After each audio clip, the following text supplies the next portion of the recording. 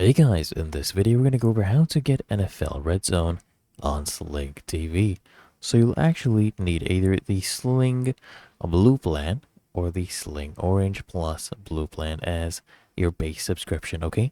And once you have a base plan, you'll need to add the Sports Extra package to basically gain access to the NFL Red Zone and other sports channels. Now this one costs an extra $11 per month, the Sports Extra add-on right now. That is the price. And in addition to the NFL Red Zone, the Sports Extra package also includes channels like NFL Network, NBA TV, MLB Network, and also college sports channels. Okay?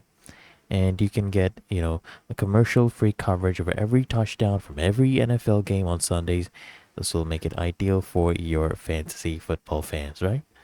And it's really that easy and simple. So I hope this guide provided value to you. And if it did, consider smashing that like button, as well as subscribing to frequently asked questions. And I'll see you in the next one.